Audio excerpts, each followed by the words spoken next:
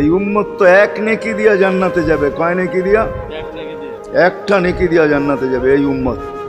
অন্য উম্মতের কথা জানি না আমি, এই উম্মত এক নেকি দিয়া জান্নাতে যাবে। নবীর একটা আদর্শের কারণে জান্নাতে যাবে। সিরত মানি আদর্শ, আর এটা আমরা কদমে কদমে মুহতাজ।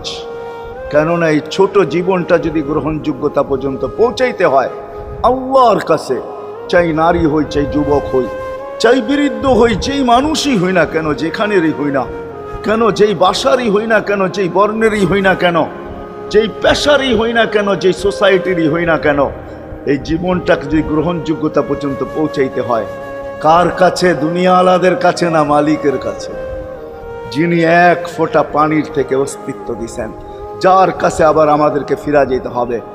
পালানের কোনো সুযোগ নাই। এই জন্যই কোরআন আমাদেরকে বোঝায় আইনাল মাফার। আল্লাহ বলতেছে কোথায় ভাগবে তুমি, বলো কোথায় ভাগবে?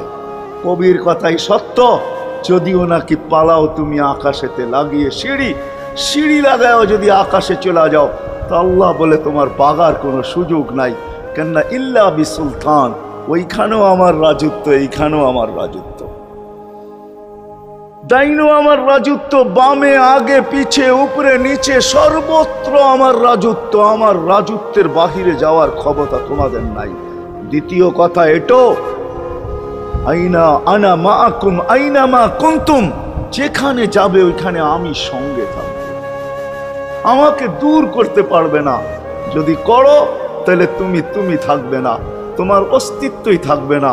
কেন আমাদের ভিতরে আল্লাহ নাই বটে, কিন্তু আল্লাহর একটা পাওয়ার আছে যেটাকে রূহ বলে। কুলির রূহ মিন আমরি রব্বি, আল্লাহর একটা পাওয়ার, একটা সিফত, সবচেয়ে শক্তিশালী পাওয়ার যেটা, ওটা আমাদের ভিতরে আল্লাহ ঢুকায় রাখছেন, যেটাকে আমরা রূহ বলি। কোরআনের ভাষায় রূহ বলে, বাংলা ভাষায় আত্মা বলে। যেটাকে আমরা আত্মা বলি ওটা আল্লাহর হুকুম ছাড়া কিছু না। আল্লাহ বলে ওটা মনে করে নাও আমি তোমার ভিতরে আছি, কেন এটা আমারই জিনিস। কুলির রূহ মিন আমরি রব্বি, আমাকে পৃথক করলে আর তুমি থাকবে না। তখন তোমার চক্ষু থাকবে আইন লা তানজুর, তোমার চক্ষু থাকবে দেখবে না। উদুন লা তাসমা, কান থাকবে শুনবে না। লিসান লা তান্তিক, জবান থাকবে কিন্তু জিহ্বা থাকবে কিন্তু বলবে না। আকলুন লা তুমাইয়িজ, তোমার মগজ থাকবে ভালো মন্দ বুঝবে না। কলব লা তাতাফাক্কার, দিল থাকবে কিন্তু চিন্তা করার ক্ষমতা তোমার থাকবে না। ইয়াত লা তাফতিশ, হাত থাকবে ধরবে না। রিজল লা তামশি, পাও থাকবে চলবে না। তুমি হবে লাশ। ওই আল্লাহ পর্যন্ত যদি গ্রহণযোগ্যতায় পৌঁছাইতে হয়, ওইখান থেকে বাহির হয়ে গেছি। ভালো তো বাসি, কিন্তু আগেরটুকু জানি না। ও মেরে দোস্ত, শুধু ভালোবাসলে চলবে না। আবু তালেবের চেয়ে বড় ভালোবাসা আপনার আমার ছিল না, ছিল না। সাহাবাদের মতো ভালোবাসা আপনার আর আমার নাই। আছে নাকি? হ্যাঁ, আবু তালেবের মতো ভালোবাসা ছিল। চলেন শর্ট করি। আবু তালেবকে নিজের হাতে আল্লাহ রসুল কবরে রাখছেন।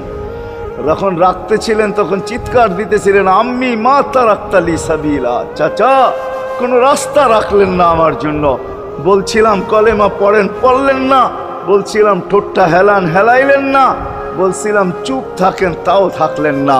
সর্বশেষ একটা চিৎকার দিলেন, আলা মিল্লাতি আব্দুল মুত্তালিব, আব্দুল মুত্তালিবের ধর্মের উপরে চলে যেতেছি। এই কথা বইলা দুনিয়ার থেকে বিদায় নিলেন। চুপও যদি থাকতেন তো আমার জন্য কোনো সুযোগ হইতো। চাচা, ও চাচা, আমার জন্য